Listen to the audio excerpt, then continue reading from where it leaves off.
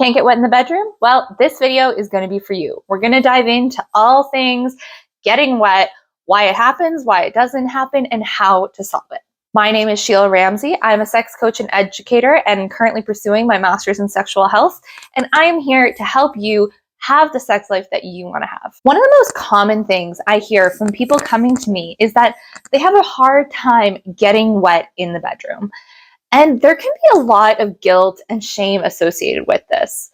First, on the side of vulva owners, when, they think that they should just be able to get wet and then maybe suddenly they can't, or it just develops over time that they can't, and they think that something's wrong with them. On the flip side of this, there can also be pressure from our partners. Are they expecting us to be wet and maybe they don't think that we're ready yet, or that we're not turning them on enough? Whereas we're right there and we're ready to go. I just want to take away these points of guilt, these points of shame. And we need to be able to normalize having a conversation around how wet we get, because it has often nothing to do with our turn on. So today in this video, we're going to go through what is arousal? How does it actually happen? We're going to go through the why of why we might get wet and why we might not. And then I'm going to give you a whole bunch of solutions and things you can try that might help you out in your sexual activity. So first and foremost, getting wet in the bedroom. This is what is referred to as vaginal lubrication, and a lack of it is called vaginal dryness. During arousal, your body produces lubricant from the Bartholin's gland, and then also, depending where you're at in your cycle, you might also produce extra lubrication from the cervix itself and from the Skene's glands. So for example, during ovulation, you're going to have a lot more lubrication than you might during menstruation, for example.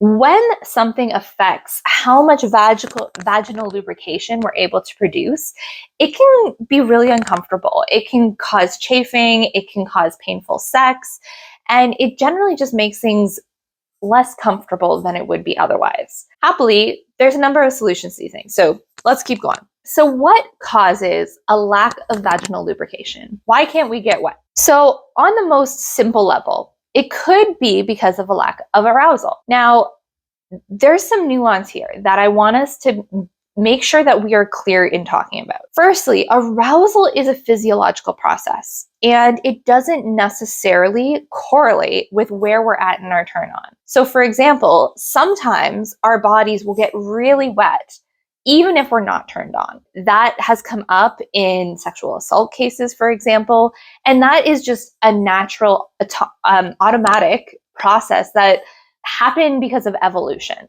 And so you can't actually be very wet without being turned on. To bring it kind of full circle to this video, we're talking about not being able to get wet. There is a chance, and many times it can be that we just are not aroused. And so that is why we're not getting wet. So a couple questions for you here. Are you saying yes when your body is still a no? Like, are you actually like, but you're saying yes anyway, either because of pressure or for whatever other reason? Secondly, are you warmed up enough? Was it just like, wait, and then into sex? Or did you actually spend, 20 minutes, 30 minutes getting warmed up, getting into your body? Because often it's just, there's not enough time spent in that foreplay. Thirdly, is your mind elsewhere? So if your mind is elsewhere, often just our body won't be able to get there with us. So another really common reason of why we can't get wet is cigarette smoking and weed smoking. Cigarette smoking is linked to not being able to develop vaginal lubrication, as well as weed. Now, weed can actually help to an extent. There have been studies that show it can increase vaginal lubrication. However, it's only to a point. So if you are indulging quite a lot, it may well be able to affect your ability to get wet. So next, medications can strongly affect your ability to get wet. Certain allergy medicines can affect it, antihistamines, antidepressants can affect it, certain acne medications. If you're on any kind of hormone replacement therapy, that can also affect it. Marshmallow's thinking about joining us.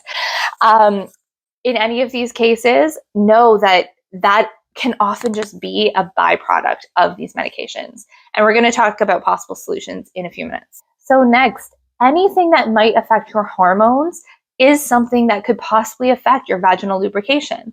So if you are going through menopause or perimenopause, that is a very common cause of vaginal dryness. If you are breastfeeding, that can cause vaginal dryness. Any big bodily changes that your hormones are involved in, that can definitely play a role here. Also, high stress situations. So those are things, they might be affecting your cortisol, but they can really affect our ability to, turn off, to get in our body. And sometimes that's just where we're at in life. We all go through seasons. So this doesn't mean that you're destined to not be able to get wet forever, but it might just be the season you're in. This is not something that we should feel bad about at all. Because as you can see from this list of causes, there are so many reasons that we end up not being able to get wet. Sometimes it's a season, sometimes it's just how your body is, and that is okay because there are ways that we can work with it. Okay, so we're gonna now move on to ways that we can address how we get wet. First and foremost, if you recognize yourself in any of the issues relating to hormones, to your medications, to anything like that, honestly, even if you don't recognize yourself and you're just curious, talk to your doctor about this.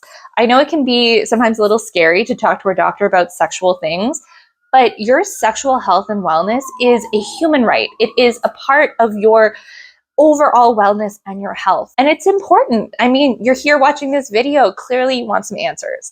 So I highly recommend talking to your doctor. They might be able to adjust the medication for you.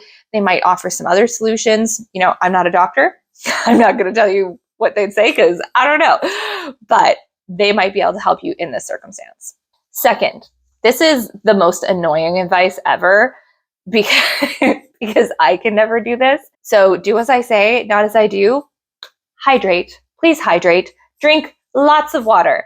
Let me tell you, it really does make a difference. And I hate that it does. I should probably go drink some water right now. I will do that after this video. Hydration helps. So the third thing you can do has to do with talking to your partner or partners. So I want you to look at, is there something that you're missing? Do you need more foreplay? Do we need more time to warm up?